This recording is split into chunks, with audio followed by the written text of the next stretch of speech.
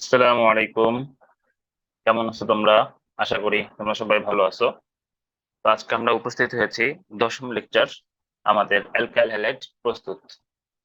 আজকে আমরা দেখব আমরা কিভাবে অ্যালকাইল হ্যালাইড আমরা কি করে প্রস্তুত করতে পারি। তো চলো শুরু করা যাক। আমাদের এক নাম্বার বিক্রিয়ায় আমরা দেখে আসছি ইতিমধ্যে, সেটা হলো আমাদের, আচ্ছা মিথান না দিয়ে আমি এটা জেনারেল নিয়ম দিই। ধরো হচ্ছে এরকম একটা যৌগ নিলাম, এটা কি? এটা হচ্ছে অ্যালকেন, ক্লোরিন। ঠিক আছে, আমরা যদি ক্লোরিন দিয়ে বিক্রিয়া করাই তাহলে এখানটায় আমরা অলরেডি দেখে আসছি এই বিক্রিয়া, আর CH2 অর্থাৎ আমরা কিন্তু আমাদের অ্যালকাইল হ্যালাইড পেয়ে গেলাম। আচ্ছা, আর আমাদের হচ্ছে এখানে হচ্ছে প্রভাবক কি থাকবে? প্রভাবক থাকবে হচ্ছে আয়রন 400 ডিগ্রি সেলসিয়াস তাপমাত্রা, 400 ডিগ্রি সেলসিয়াস তাপমাত্রা। আচ্ছা, এবার আসো 2 নম্বর বিক্রিয়া। 2 নম্বর বিক্রিয়া তোমাদের সবার পরিচিত। দেখো, CH3CH ডবল বন্ড CH2 অর্থাৎ অ্যালকিন থেকে এখানটা যদি আমরা কাকে বিক্রিয়া করাই, আমাদের HBr কে বিক্রিয়া করাই,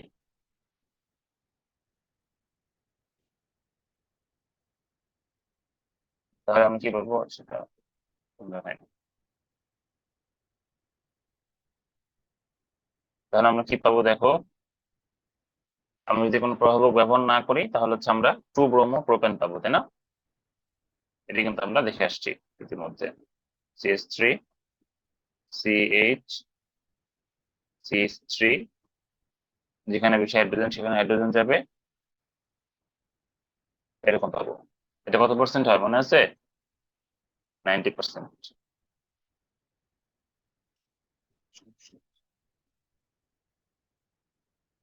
আচ্ছা, তো এই বিক্রিয়াটাই দেখো, এই বিক্রিয়া শুধুমাত্র যদি প্রভাবকটা ইউজ করি,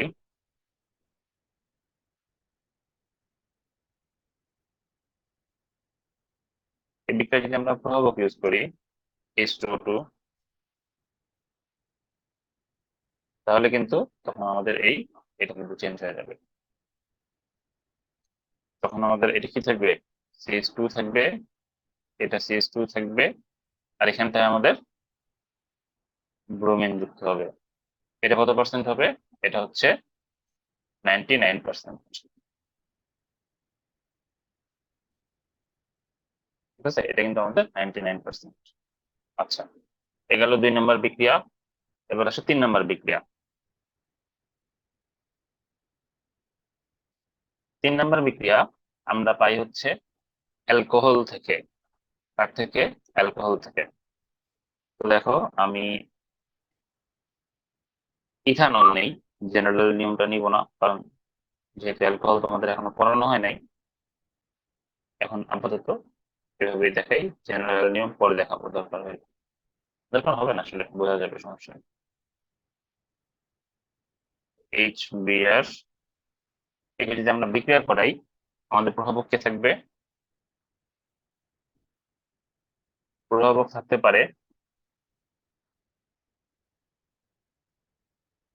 জিঙ্ক ক্লোরাইড থাকতে পারে, অথবা সালফিউরিক অ্যাসিড থাকতে পারে। ঠিক আছে, তো দেখো আসলে এখানটায় বোঝা যাচ্ছে কি হবে। দেখো এখানটায় হচ্ছে তোমার, আমরা কি বলছিলাম? আমরা বলছিলাম যে যদি কোনো যৌগে পানি বের করার সুযোগ থাকে তাহলে আমরা কি করব? পানি বের করে দিব, তাই না? তো দেখো এখানে কিন্তু আমরা স্পষ্ট দেখতেই পাচ্ছি, এই যে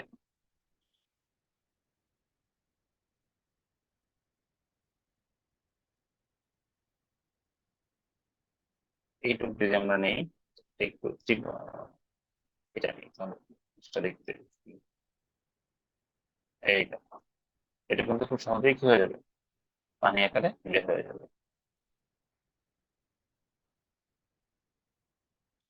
ঠিক আছে। তো তাহলে কি হবে, এখানটায় উৎপন্ন হয়ে যাবে, এই দুইটা হাত জয়েন্ট লেগে যাবে, তাহলে হচ্ছে CH3 CH2, আমাদের কি থাকবে এই জায়গায়, আমাদের থাকবে হচ্ছে ব্রোমিন। ঠিক আছে।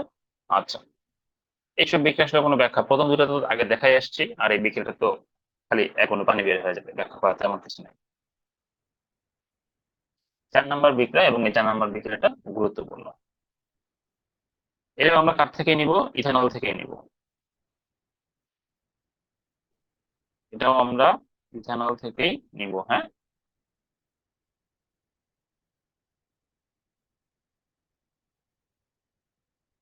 আচ্ছা, দেখো, এক্ষেত্রে আমরা বিভিন্ন জিনিস ব্যবহার করলে বিভিন্ন রকম প্রোডাক্ট পাবো। আমরা একবার PCl3 নেই, একবার PCl5 নেই, আর একবার হচ্ছে আমরা কি নেব, থায়োনিল ক্লোরাইড, SOCl। দেখো, এখানটায় যদি আমরা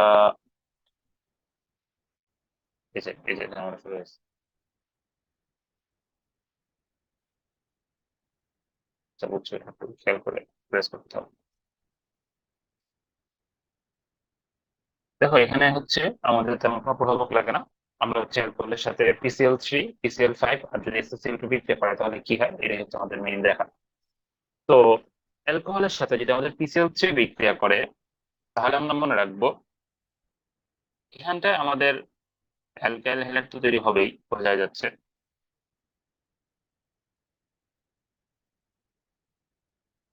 CH2Cl। আর PCl3 যদি আমরা নেই, তাহলে আমাদের যেটা তৈরি হবে সেটা হলো H3PO4। H3PO4। ঠিক আছে। আচ্ছা, এরপরটা দেখো, এরপরটাও হচ্ছে আমাদের সেম জিনিস তৈরি হবে, এরপর জিনিসটা সেম তৈরি হবে। পার্থক্যটা হবে কোথায়, পার্থক্যটা হবে কোথায়, এটা দেখো। যদি আমরা PCl5 নেই, এটা সর্বদা মনে রাখবো, যদি কোনো এমন যৌগ নেওয়া হয় যেখানে OH মূলক থাকে, আর যদি PCl5 ব্যবহার করা হয়, তাহলে সর্বদা POCl এটা তৈরি হবে, CL3, POCl3। ঠিক আছে। আচ্ছা, আর কি তৈরি হবে, আর হচ্ছে আমাদের HCl তৈরি হবে। দেখো, এই ক্ষেত্রে যদি আমাদের যদি CH3 CH2 ক্লোরিন, অর্থাৎ আমাদের ক্লোরো ইথেন, যদি উৎপন্ন হয়, তাহলে এখানে একটা ক্লোরিন, POCl3, এখানে 3টা ক্লোরিন, তাহলে আরেকটা ক্লোরিন থেকে যাচ্ছে, সেই একটা ক্লোরিন, আর ওই যে আমাদের যে OH এর যে এইচটা থাকতেছে, এই এইচ মিলে HCl তৈরি হয়ে যাবে। ঠিক আছে। আচ্ছা, এরপরে দেখো, এরপরটা হবে হচ্ছে সালফার ডাইঅক্সাইড প্লাস হচ্ছে আমাদের HCl। ঠিক আছে। তো দেখো, আমরা দেখতেছিলাম হচ্ছে এই বিক্রিয়া দেখলাম আমরা। তো দেখো, এই বিক্রিয়াটা কিন্তু গুরুত্বপূর্ণ। ঠিক আছে, এই যে 4 নাম্বার বিক্রিয়া, এটা কিন্তু গুরুত্বপূর্ণ। আর এই যে আমাদের যে উৎপাদগুলো আছে, এগুলো কিন্তু আমাদের গুরুত্বপূর্ণ, মনে রাখা লাগবে, এই বিক্রিয়ার উৎপাদগুলো মনে রাখা লাগবে। ঠিক আছে, বোঝা গেল। ওকে, ঠিক আছে। এই গেল হচ্ছে আমাদের অ্যালকাইল হ্যালাইড এর প্রস্তুতি। ঠিক আছে, আমরা 4টা বিক্রিয়া দেখলাম, 4টা বিক্রিয়ার মাধ্যমে আমরা অ্যালকাইল হ্যালাইড প্রস্তুত করতে পারলাম। এবার আমরা দেখবো হচ্ছে অ্যারাইল হ্যালাইড প্রস্তুতি। আমি একটু উপরে নিয়ে যাই, কত উপরে দেখো।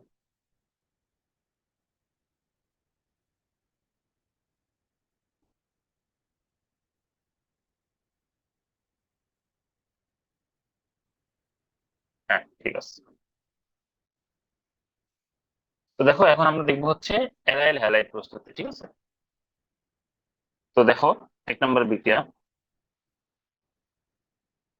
এগুলো একটু মনে রাখা লাগবে। ঠিক আছে, এখন হয়তো অত ভালো ভালো বুঝবা না কি হচ্ছে না হচ্ছে, একটু মনে রাখা লাগবে, নোট করে রাখো। পরবর্তীতে আমরা দেখবো বিস্তারিত কিভাবে কি হচ্ছে।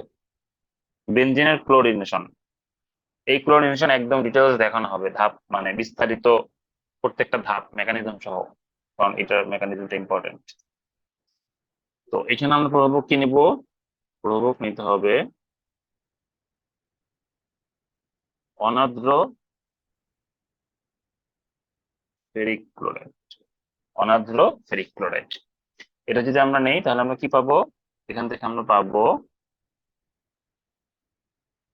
ক্লোরোবেনজিন। কি পাবো? ক্লোরোবেনজিন এটা পাবো, ঠিক আছে। আচ্ছা, 2 নম্বর। 2 নম্বরে আমরা যে যৌগটা থেকে উৎপাদ পাবো সেটা দেখো, সেটা হলো আমাদের ডায়াজোনিয়াম লবণ। Diazonium chloride. এর সাথে যদি আমরা, আচ্ছা এখানে যে প্রভাবক ব্যবহার করা লাগবে,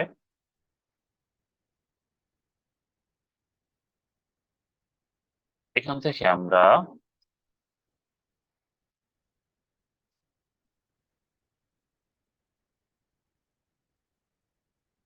এই বিক্রিয়াটাই খালি প্রভাবকের কারণে চেঞ্জ হয়ে যাবে, এই জন্য আমরা এটা কপি করে নিলাম।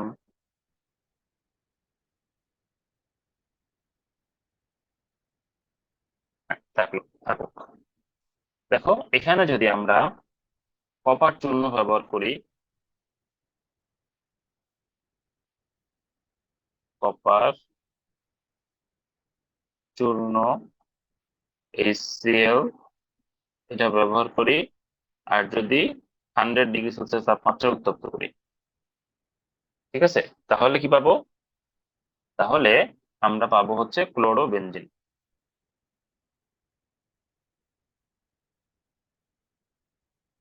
ক্লোরোবেনজিন।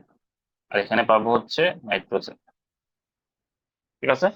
আচ্ছা, এবার দেখো আমরা যদি এই ক্ষেত্রে কিউপ্রাস ক্লোরাইড নেই, এখানে নিতে হবে মানে এই ক্ষেত্রে হচ্ছে নিতে হবে, তাহলে HCl আর হচ্ছে 100°C তাপমাত্রা। এখন বলতে পারো ভাই 2টা বিক্রিয়াই তো এক, তাহলে লাভ কি, আমরা কেন করবো? এই 2টা বিক্রিয়া এক হইলেও এই 2টা বিক্রিয়ার নাম ভিন্ন, এবং এই 2টা বিক্রিয়া খুবই গুরুত্বপূর্ণ, ঠিক আছে। বিশেষ করে এমসিকিউতে এটা সরাসরি দিয়ে তোমার হচ্ছে প্রভাবক জানতে চাবে। আচ্ছা, আরেকটা কপি করি। দেখো এরপরটা কি নিবো আমরা প্রভাবক? এরপরটা আমরা নিব KI 100°C তাপমাত্রা। এটা যদি আমরা নেই তাহলে আমাদের কি হবে এখন? এখন কিন্তু ক্লোরোবেনজিন হবে না, বুঝতেই পারতেছো। এখন আমরা পাবো আয়োডোবেনজিন প্লাস নাইট্রোজেন। আর এইবার আমরা যে বিক্রিয়া করাবো তাকে হচ্ছে BF4। BF4, এই BF4 এর সাথে যদি আমরা বিক্রিয়া করাই তাহলে আমরা পাই হচ্ছে ফ্লোরোবেনজিন।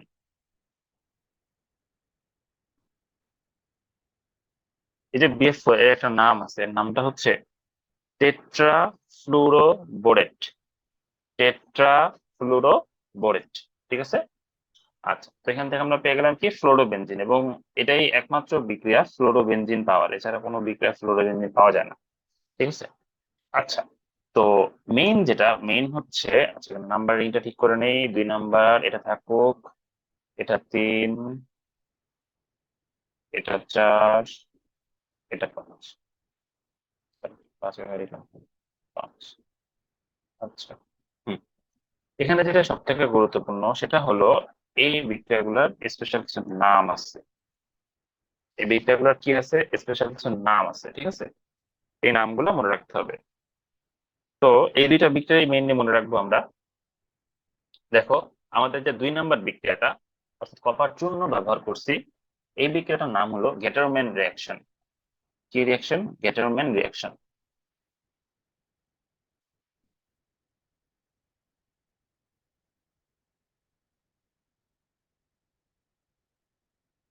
গেটারম্যান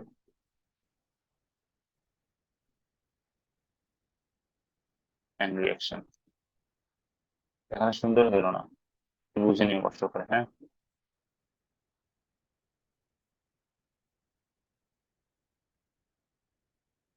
আচ্ছা, আর এই যে আমাদের কিউ প্লাস ক্লোরাইড যেটা দিয়ে ব্যবহার করছি, এই বিক্রিয়ার নাম হলো স্যান্ডম্যান রিয়াকশন।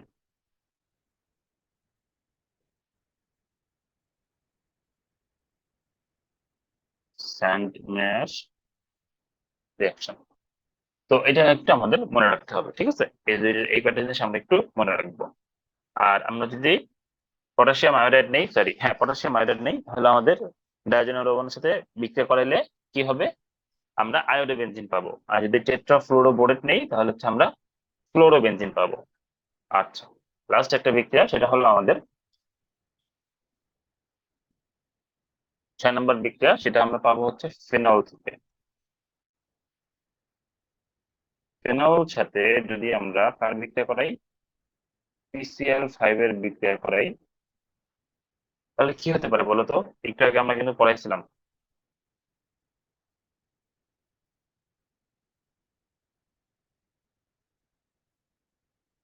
একটু আগে কিন্তু আমরা পড়াইছি, যদি আমরা এখানটা তাপ দেই, তাহলে যেটা হবে সেটা হলো, দেখো এখানে OH আছে আর PCl5 আছে, বলছি OH আর PCl5 থাকলে অবশ্যই POCl3 তৈরি হবে। তার মানে বোঝা যাচ্ছে এখানটায় ক্লোরোবেনজিন হবে প্লাস POCl3 হবে প্লাস কি হবে? HCl, প্লাস হচ্ছে HCl হবে। বোঝা গেল? আশা করি বুঝতে পারছো। ঠিক আছে, সুন্দর মতো নোট করে নাও। আর এই দুটো বিক্রিয়ার নামটা একটু মনে রাখবা, যে কপার চূর্ণ ব্যবহার করলে গ্যাটারম্যান রিঅ্যাকশন, আর Cu2Cl2 অর্থাৎ কিউ প্লাস ক্লোরাইড, বা এখানটায় অ্যাকচুয়ালি আরো কিছু ব্যবহার করা যায়, সেটা হচ্ছে এখানটা যদি তুমি জেনারেল নিয়ম নিতা, অর্থাৎ তুমি যদি এখানটায়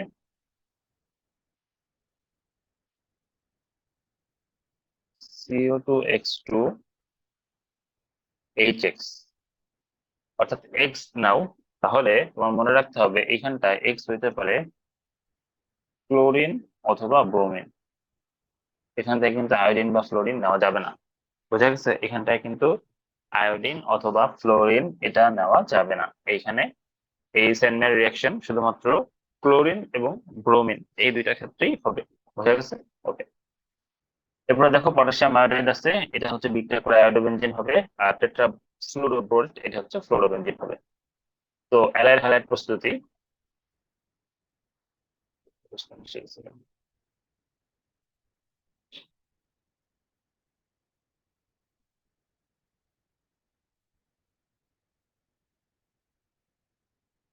হ্যাঁ, তো দেখো অ্যারার হ্যালাইড প্রস্তুতি আমরা বুঝতে পারলাম, যে অ্যারার হ্যালাইড কিভাবে তৈরি করে আর অ্যালকাইল হ্যালাইড এই দুটো জিনিস কিভাবে তৈরি করে, এটা কিন্তু আমরা বুঝতে পারলাম। তো নোট করে নিয়ে সবাই সুন্দর মতো। এর পরের লেকচারে আমরা অ্যালকাইল হ্যালাইডের বিক্রিয়া দেখব। অ্যালকাইল হ্যালাইডের বিক্রিয়া দেখব, এবং যদি সময় পাই, সময় পাবো বলে মনে হচ্ছে না, তারপরেও যদি সময় পাই তাহলে আমরা হচ্ছে ক্লোরোফর্ম নিয়ে আলোচনা করব।